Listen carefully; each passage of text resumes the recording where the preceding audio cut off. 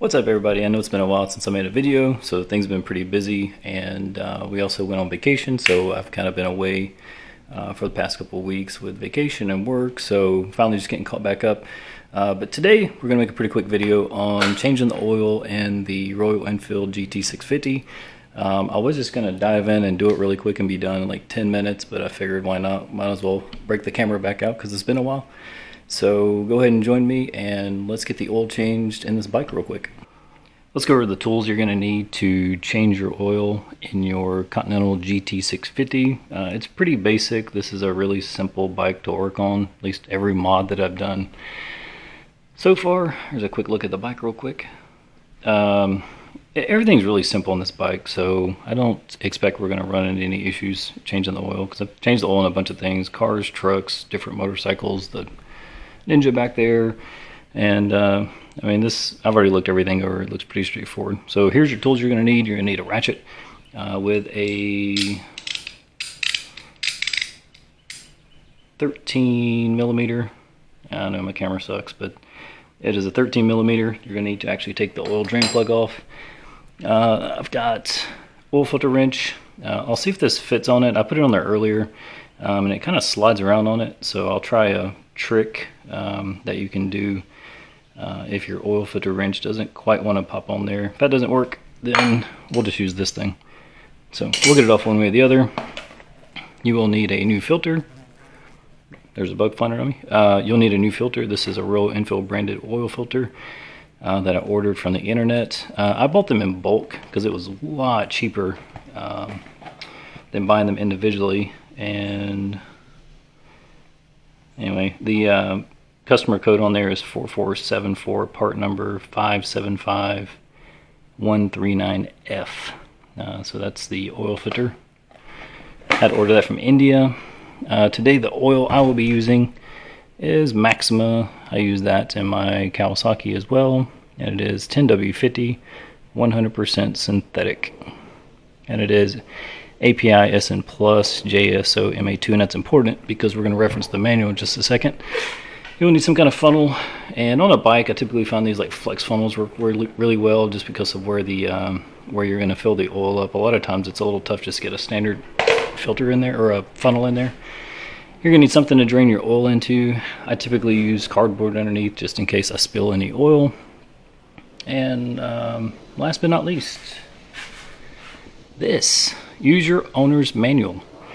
So I've already got 2 pages earmarked in here that you'll need to reference when you're changing your oil. So I'll go ahead and pop those out real quick. So page 21 basically gives you your capacities and what you're going to need to fill the bike back up once you drain the oil. So on the dry fill, they used 4.12 quarts or 3.9 liters. For your refill, you will be using 3.27 quarts or 3.1 liters. And then I watched some other videos and people are just using like all kinds of oil on their bike. Use what's recommended by the manufacturer. So engine oil grade, all right here, fully synthetic 10W50 to API SL or higher, or JSO MA2 such as ELF, Moto 4, Tech 10W50. So use what they recommend. Alright, so that's on page 21 in your owner's manual. The second page that we're going to reference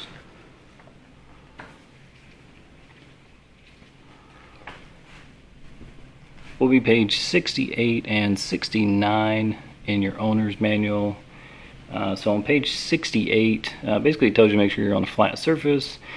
Start the engine to allow it to run for 2 minutes, which is always a good idea to help warm the oil up a little bit. Helps it also drain out the bike a lot easier. Wait 2 minutes for the oil to settle.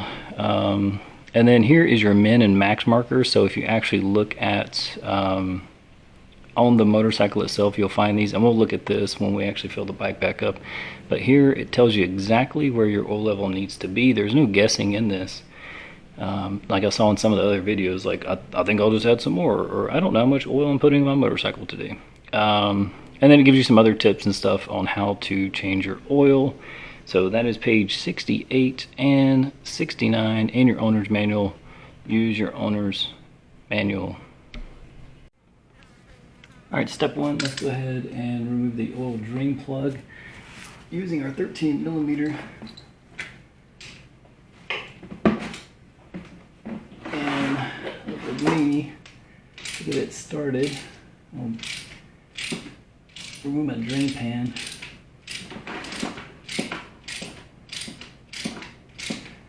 Don't get in a big rush here. Don't strip the threads on your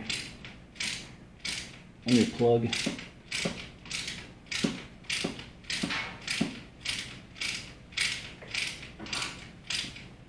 I'm just gonna see if I can get it by hand. It's still a little tight. It's got some long threads on it.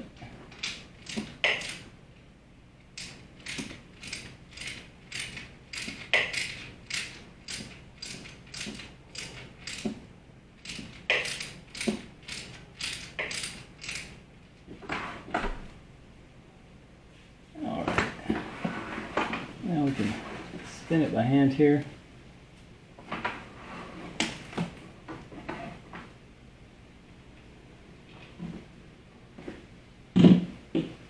Just like that. I always like having a drain pan that has something that you can actually catch your drain plug in case you drop it. Even once I pull mine out, I usually just leave it there and let everything kind of drain itself. But we're going to go ahead and let that drain, and next step will be removing the filter. While we're waiting on the oil to finish draining out, let's see if we can see where we're at. Still getting a few more drips coming out. We want to get all the bad oil that we can and get that out of the motorcycle before we put in fresh new oil. I did want to show you the magnetic drain plug here before I wipe that off. And as you can see, it actually does have some metallic little debris on there. So again, make sure you wipe that clean before you put that back in your motorcycle. So while we're letting that finish drain out, one thing I'm going to show you that I do, specifically if you're buying your oil online, it could be in stores as well, so just to, I guess, prevent some fraud or receiving some bad oil or used oil, always check to make sure that this is intact. If you buy oil without a seal, I would take it back. So I always check to make sure that the seal is intact. And I'm going to go ahead and prep my oil filter. Again, this is a standard Royal Enfield oil filter. But what I'm going to do is I'm going to take just a little bit of oil and put it on the tip of my finger, and I'm actually going to lubricate this ring around the oil filter. I do not fill my filters with oil before I put them back on the bike. I never have, and I have not really found a reason to do that. When you start the motorcycle up, the oil will circulate through the bike and it will go through the filter. So I do not fill it in the oil filter itself. I put it on dry. I do lubricate this rubber O-ring though, and that's a very important step. So I'm gonna go ahead and get that done and get this prepped ready to go. Okay, new oil filter is prepped ready to go. You can see a light sheen on that rubber O-ring. Again, you don't have to use a lot of your new oil to lubricate that O-ring, just enough to give it a light sheen. So we'll set that to the side, and what we're going to do now, we're going to go ahead and get after that oil filter that's currently on the bike. And again, my oil filter wrench slid around on it a little bit, so use a little trick there of using some electrical tape around the filter just to give the oil filter wrench right here just a little bit of traction. So if it works, great. If not, then I'll just use my other wrench, no big deal. Alright, so I finally got the old oil filter loosened up, so we're going to go ahead and take that off. So we got some oil coming out there.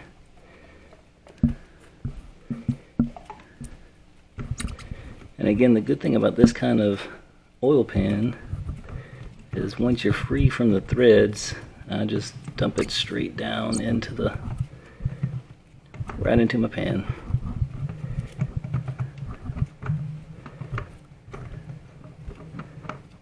And we are free, so there we go.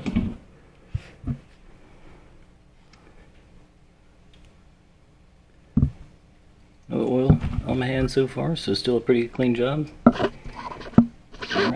filters off. We're going to go let that drain for a second. Get the last bit of the oil out of the bike before we put in the new stuff. While I'm waiting on that oil to drip out, here's a couple of tips that I would check for if you're going to do this yourself. Make sure you clean everything before you put things back together. So before you put your drain plug in, again, make sure you clean it, get all that debris off. Clean the area where the drain plug goes back in, as well as, it's going to be kind of hard to see this, but you're going to want to clean this surface right here as well. And also make sure that the old rubber O-ring, you can see the grit just from that. You're also going to make sure that the old rubber O-ring is not stuck on there. Because if you were to screw your new filter on there with two rubber O-rings in place, you're going to develop an oil leak. So you want to make sure that this from the old filter is not there.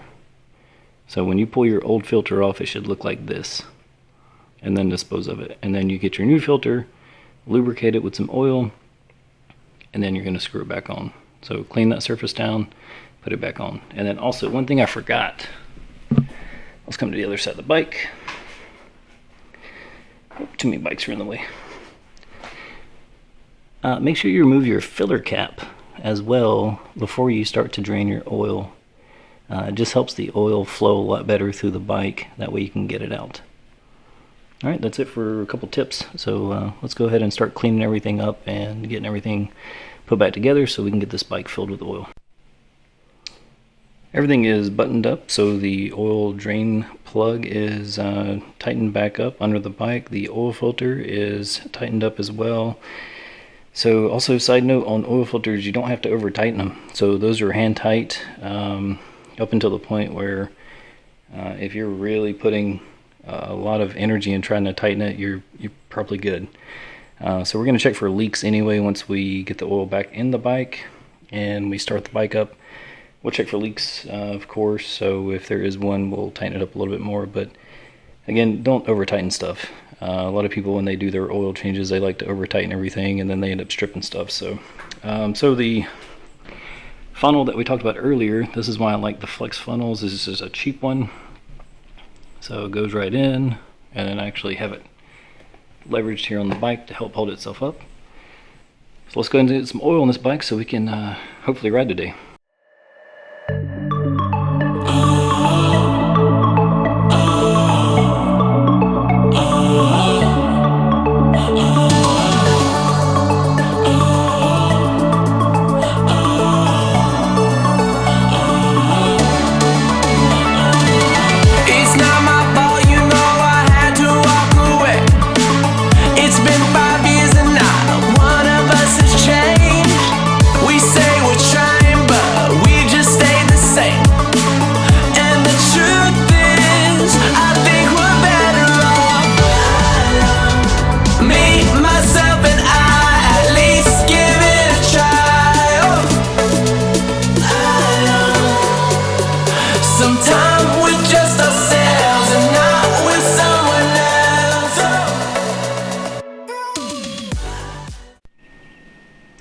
Oil has been put back in the bike. This is where you're going to check your level. So I was just running the bike.